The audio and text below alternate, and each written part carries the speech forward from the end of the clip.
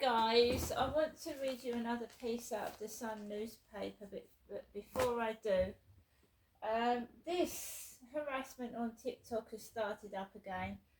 Alexa, what's the time, please? It's 12:35 p.m. It's 12:35 p.m. and when I'm sat quiet, either I'm trying to write my journal. At the time all this harassment was starting, I was watching Scrooge, the version with Patrick Stewart. So basically, barrage of noise, TikTok harassment. My mum called this morning, and then someone asked me, how am I? And I told them I was fine, I was cleaning, which I am. I'm cleaning up this flat so that I can move out of it eventually because of the harassment I'm receiving by some of the neighbours. So basically, we had a call from my mum, bit of noise. Then someone asked me, how are you? And I said, I'm fine, I'm doing some cleaning. And then the noise got worse. And then we started to get TikTok harassment, which is being sent to the housing and police. And I told you I'm cleaning up this flat so that the housing can come into my flat and go into the flat that's causing the noise disturbance. So I minded my own business. I don't want to get the housing out. I don't want to get them involved. But this harassment has got to stop. So how can you add insulting following accounts to a picture of a cat and a dog? So they're taking their shit out on my pets.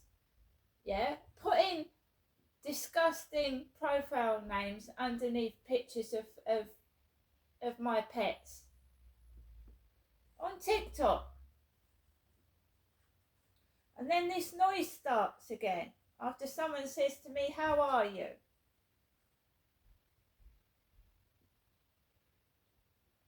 Well, I've obviously sent it off to the Sitting Bull Police, the first batch of it, and now we're just going to keep logging them. Profiles with the word fat in it. Fat.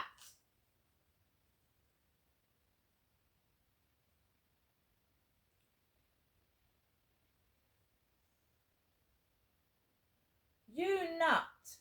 You nut. Crazy fairy. Crazy, well, you know what that means, don't you? A crazy fairy. Oh, well, this noise is going on up there.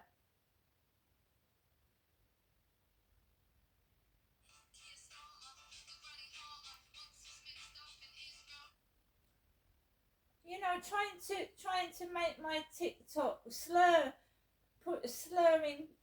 profiles on my TikTok. It's an entertainment channel where I share pictures of my pets.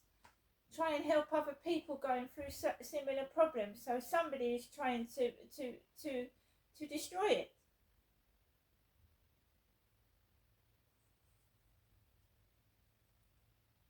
So you know it's a fake account when Crazy Fairy just starts to follow your account and it's got no likes, no followers, nothing on it. It's been made up on the spot. Crazy Fairy, you nut.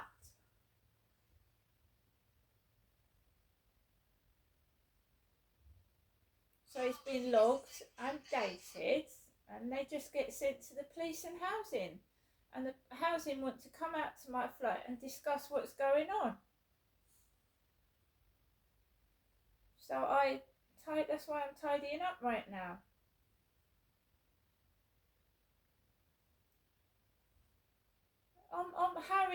My cat Harry's picture.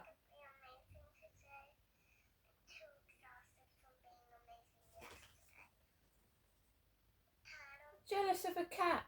A cat! Derogatory profile names under the photographs of my pets, would you believe? They're jealous of a cat and a dog. How pathetic. So I want to read you another piece out of the Sun on Sunday, guys. And this is a victim reveals shocking story of drugs and abuse. So I'm reading victim stories. She says, I am Britain's Giselle Pellicott. I was raped over 1,000 times by my evil partner.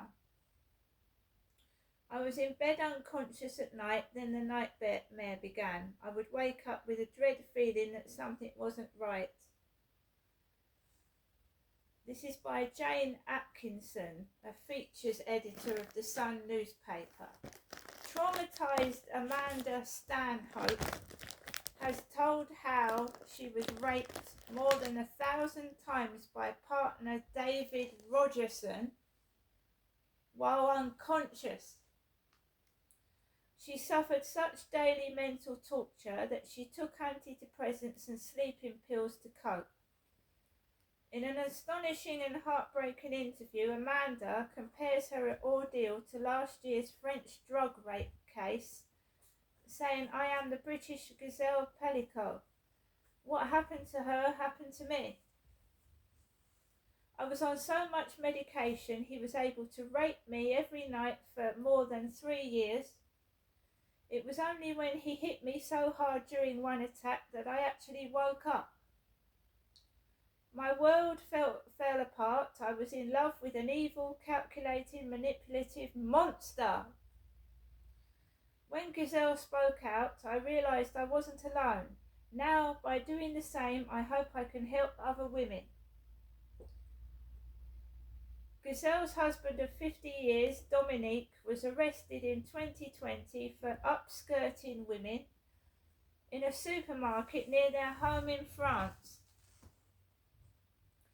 A police investigation then uncovered more than 20,000 images and videos of an unconscious and drugged Giselle being sexually assaulted by 72 different men.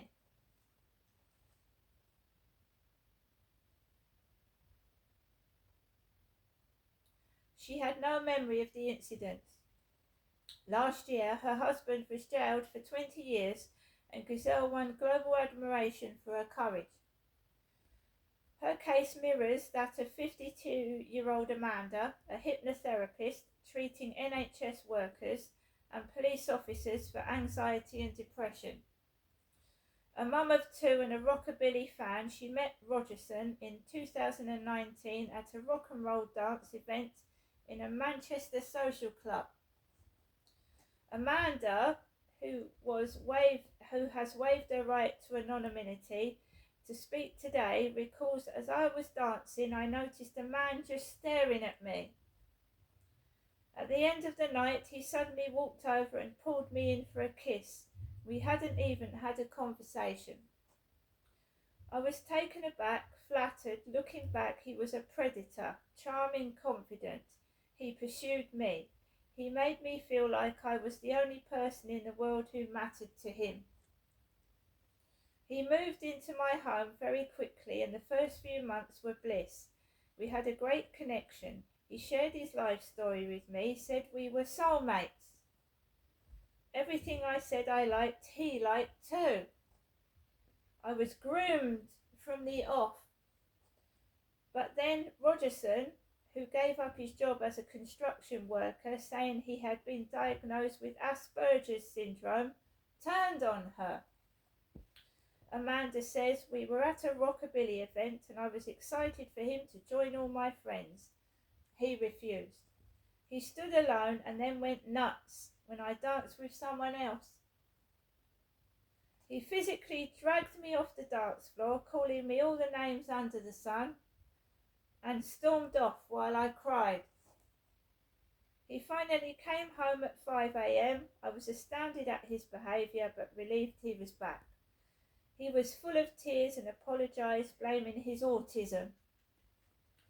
I forgave him. I was hooked. I had fallen for his soulmate line. It was a pattern that repeated itself time and time again. His coercive control became so extreme that Amanda became anxious and unable to sleep. She says the doctor prescribed sleeping pills, beta blockers and antidepressants. I was knocked out unconscious at night. Then the real nightmare began. I'd wake up with a strange, overwhelming feeling of dread that something wasn't right. Many times I'd have a towel underneath me in bed or no pyjamas on. It didn't make sense. Dave would say, "You're on that many drugs you just can't remember what you did, or you enjoyed yourself last night." I felt embarrassed and ashamed. I had no recollection of us having sex. He would laugh. The cycle of abuse left Amanda trauma bonded to Rogerson, an emotional attachment that forms between a victim and their abuser. She says he would go from treating me like a princess to being a cruel monster. I was in such a state I started to forget where I was going or even where I lived. I thought I was going mad. Amanda returned to her GP, who increased her medication and booked her for an Alzheimer's test. She says Dave even took me for the appointment. That feels like one of the cruelest things he did. Weeks later, they went to a dance event in the Midlands. But another row erupted and he left her in the hotel room sobbing and alone. Amanda says, "I am ashamed to say I took an overdose. I wanted the torment to stop. I was trapped and felt helpless, too scared and ashamed to tell anyone what I was going through." Rogerson found her unconscious and rang 999, but while waiting for the ambulance, he laid her face down on the bed and raped her. Yes, this guy raped her while she was on the bed waiting for an ambulance. Amanda says, "He was slapping my bottom so hard that I came to, but I couldn't move or speak because of the drugs.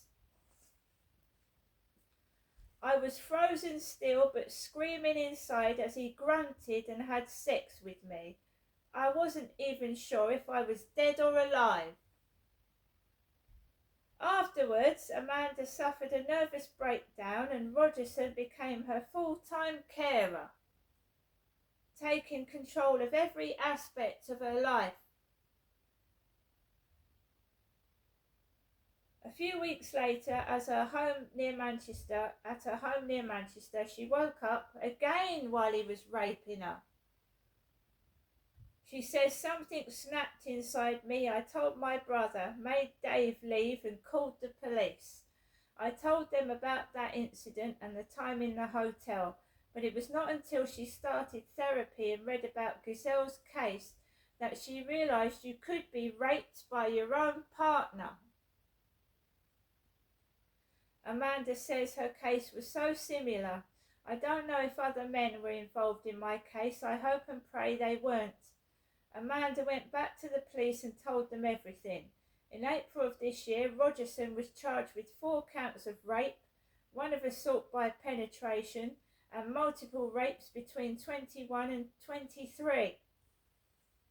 He had filmed 1 assault on Amanda and posted photos of her on websites. He was bailed to appear in court to make a plea, but just 6 weeks later, before he could face justice, he killed himself, committed suicide. Aged 56. Amanda says, "I was so angry that coward had robbed me of justice. Giselle, who now fears she may have cervical cancer linked to the sex attacks, has constantly given Amanda strength. Amanda says she has shown me that you can be strong and you can recover. That man robbed me of years of my life. I won't let him destroy my future too. I have to see his death as a new beginning for me. I am having therapy. I want to get back to full health and return to work."